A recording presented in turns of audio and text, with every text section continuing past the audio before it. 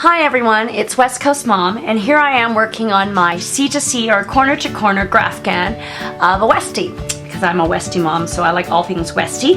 And this pattern is from the Crochet Couch, and it is a corner-to-corner graph. So, this is a great pattern. It includes the graph, which you can follow along, but it also includes these great word charts, which I love because instead of me sitting here and counting how many blocks of each color to do, it's all done and nicely laid out on this Excel spreadsheet, and so I like personally to work off of this. So, C2C or corner to corner are graphs made out of blocks.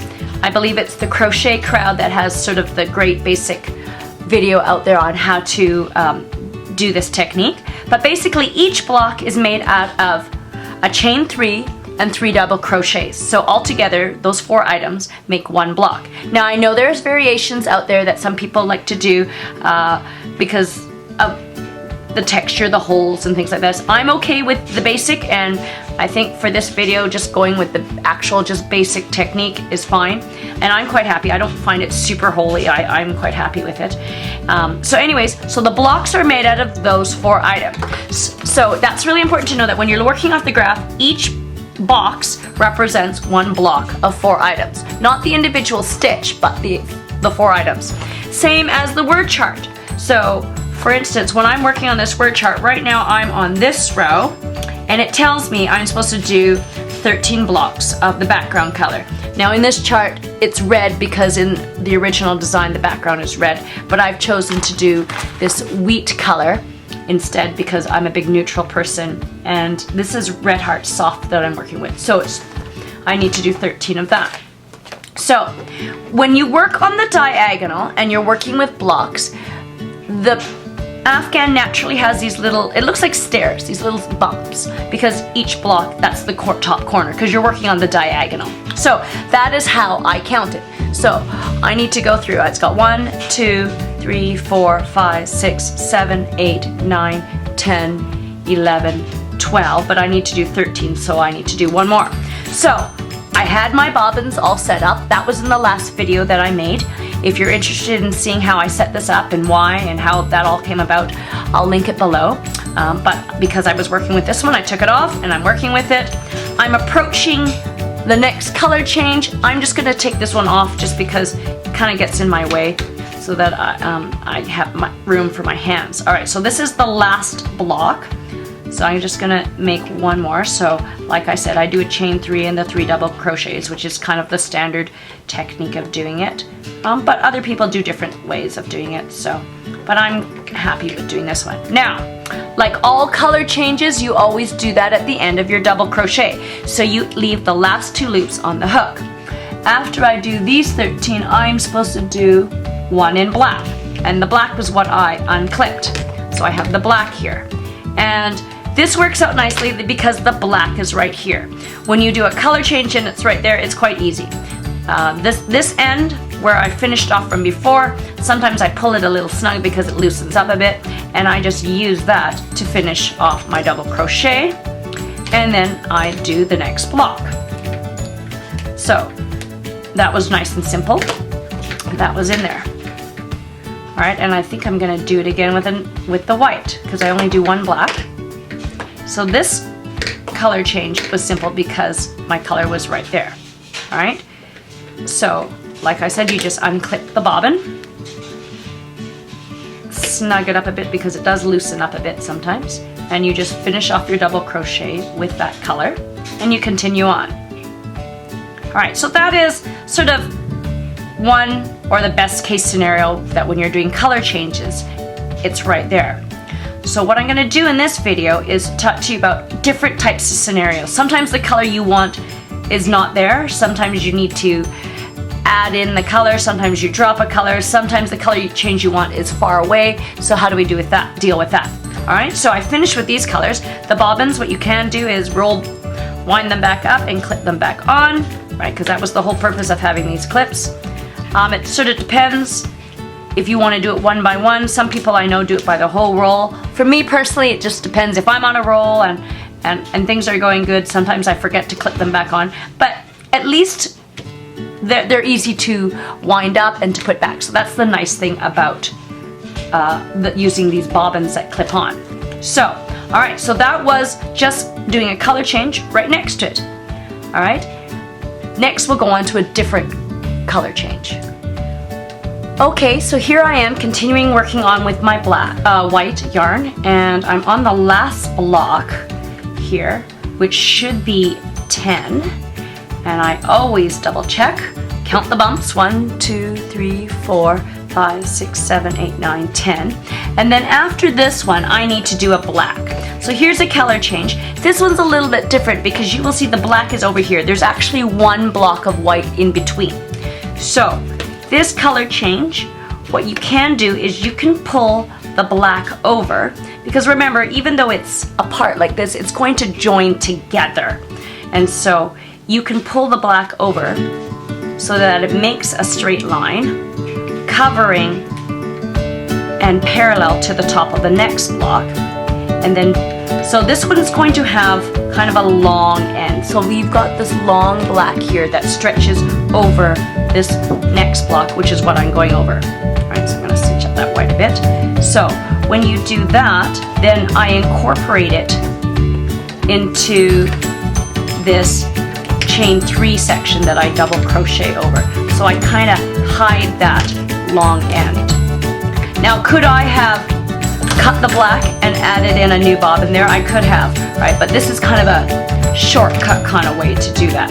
Now, let me do that again, because now I only do the one black. I need to do white. White is here, but there's a black box or cube in the way there. Well, not in the way, but you know what I mean. It's not adjacent to it like the other color changes I was doing. So again, I'm going to pull white to finish my double crochet, but I'm going to leave kind of a tail that's the length of the box, and then I'm going to finish my block using that. So, and then I crochet over top of that long line, and so it kind of gets woven in and you can't see it.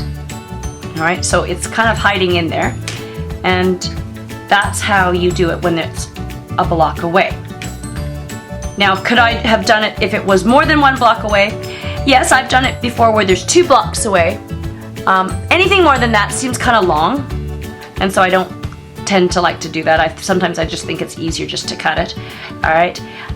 Also, if it's more than 1 block away, but I'm only doing 1 block of that color, I don't tend to like to carry the color over a couple of color changes. If it's just right away, I will do it, and I just find it easier and neater that way. So, but like I said, you don't have to do that. When in doubt, just cut it or add in a new bobbin, right? See, I forget to, sometimes I need to clip these up because I get on a roll. So every once in a while I stop, I wind these up, clip them back onto my work, and then continue on. And that does make it easier, and by keeping things neat and tidy. So this is the one that I'm working on now. All right, so that was a little bit of a different kind of color change. Okay, so I've been working along, and I've been doing my 6 white like it says on my handy dandy word chart here, and next it says 1 gray. But you'll see that I don't have a gray, I have a white and a black, so I need to add in a bobbin now. So I've made a bobbin in the gray, and I'm going to add that in. All right, and this is how I do that. I make a slip knot, and just like with any color change, as usual, I haven't finished my last double crochet. I've left the 2 loops on there, and I'm going to add the new color onto there. So there's my gray, and I only need to do 1 gray. All right, so and now I'm going to join it up. Now, what I can do with the bobbins, I have black here. I'm going to move the black out of my way just so that my hand has a little bit more space. And I'm going to make my 1 gray. Now, reading ahead in my pattern here, after my gray of 1, I'm going to do 7 white. And I have white here, which is fine. But notice that I also have black here, and I'm not using black.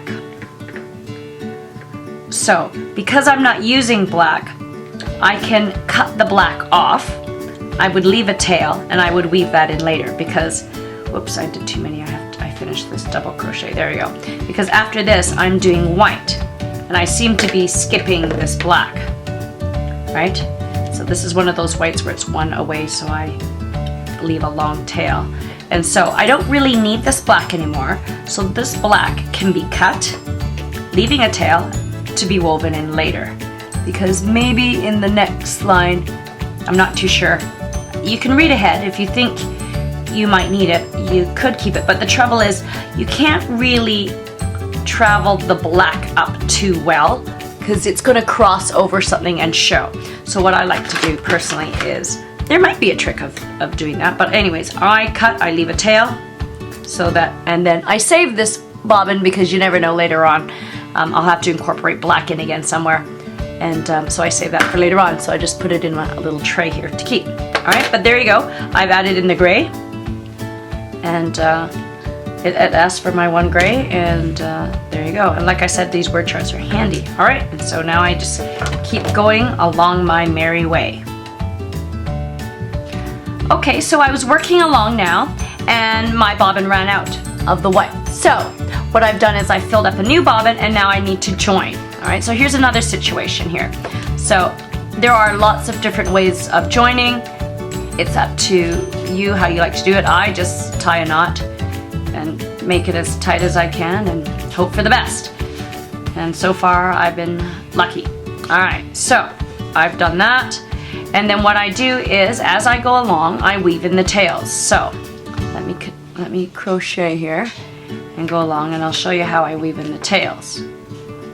Alright, so the tails are there. What is the main one? Then this is the main one. Alright, I just keep it down close, and I crochet around it, just like carrying yarn forward. I find that I just incorporate it as I go along. And since I need to do quite a bit of white at the moment, I can fully hide all of these tails, and like I said, the less weaving in to do later on, the better. Now if I switch colors, I don't usually continue weaving in the tails just because I don't want this to show up. And so whatever is left over, I just weave in by hand later on. Whenever you have a lot of color changes, there's bound to be some sort of weaving in, but like I said, if you can incorporate some as you go along, it makes it a little bit more manageable, a little bit more doable and easier as you go along. All right, so this one is almost completely woven in, basically, and like I said, then I don't have to worry about that. So there we go. I've added on to a new clip, a new bobbin, and so I can continue on with my work now. Okay, here I am approaching another color change. I need to do one more block of white, which will put it here, but my gray, and then I go on to gray. However, I do notice that my gray is back here. So my color change, my bobbin will be behind. So there's one of two things I can do. I could just keep going, and then I could cut this gray and rejoin it where I need it, which is a block over. Now, however, when I see that it's only one block, what I can do is carry this forward with me so that it's there and ready to go. And I tend to do that just because I'm too lazy to cut and join. So what I'm going to do is I finish this block of white. I need to do one more block of white. So I'm just going to cinch this up. I'm going to, when I do my slip stitch, I'm going to carry the end of white with the end of gray with me. So I've carried it forward there. And I'm going to do my chain 3 here. So it's just kind of like hiding the tail. However, it's not a tail. It is the yarn that I'm going to be using next. Right, I'm going to do my double crochets on top, and so that it kind of conceals that I am carrying it forward. Alright, so here's the end of my block. Alright, and then I needed the gray, so now I'm going to switch over to the gray and finish that double crochet. Alright, and then I continue on. Right, so that was doing a color change when the color is behind me. Now if it were more than one block, I don't know if I would necessarily do that, just because then you got to carry it even longer. If it's fairly close, like that one block, I will just carry it forward. If it's way off, I just cut it and rejoin later on, because then you don't have this gigantic tail that you are carrying along. All right, so that was that kind of color change. So one final word on the word chart. What I really like about these word charts is that it has a built-in check. So what I mean by that is, because all the counting is done for you and it needs to work out perfectly in the end. So when on the word chart at the end it tells you how many of that color, like for example this row, it'll say red 6, which is the background, but I'm doing the wheat, right? So it has to be 6 blocks that I finish with. If it's 5 blocks or 7 blocks, I'm wrong. So it has that built-in check, so then I can go back and check out that row and see where I made my mistake. Because it has to work out perfectly. Because, well, with this particular graph, I don't know if it's for all graphs, but I can tell you that when I'm working on this, I can't really tell exactly what's going on. Like, I think this is, I don't know, what is this? This is kind of the chest or the lower body. It's not the head. But because it's where you're working on a close-up section, you can't really tell if you've made a mistake, right? It's not till a few rows later when you look back and you're like, oh, well, where did that black block come from? So that you realize that you've made a mistake, right? So, and there's nothing worse than finding out you've made that mistake so many rows before, and then you've got to take off all these rows, right? So with the word charts all counted for you ahead of time, you've got that built-in check that works so nicely, because like I said, if you've made a mistake, you know it's that particular row. Now the common mistakes that I have made, because I've done this because you know it's worked out a couple times where my final count was off, is I've just either miscounted, I did the wrong number of squares. Sometimes what I've also done is I've skipped a square, and what I mean by that is I've done the slip stitch, so I go slip stitch into the next box, and then for some reason, instead of continuing on with that block, I slip stitch again. So I kind of skip one, and it kind of does scrunch up the blanket a little bit. So when you lay it out, you can kind of see it doesn't look quite right in that section. But then, like I said, then you realize your mistake, and then you can fix it. But like I said, you'd rather catch it in that one row instead of waiting until several rows ahead. And for me, when I'm working like either here at the table or on the sofa, the work is kind of scrunched up. I don't have it laid out flat. Sometimes I work on the floor, but that's not the most comfortable, right? And then you can see it a little bit better, and then maybe you can catch your mistake quicker before that happens. But I do find that when it's all scrunched up like this, I'm just going along and hoping for the best. So, but when I do make the mistake, when I know I'm off, that's when I have to lay this out on the floor and start counting all my little bumps and figuring out where I've missed or if I've skipped something. So, anyway, so that's my thoughts on the word charts. That's how I deal with the color changes. There's sort of different scenarios that I've covered depending on where the color is or if you need to add a new color. So, I hope you found this helpful, and thanks very much for watching.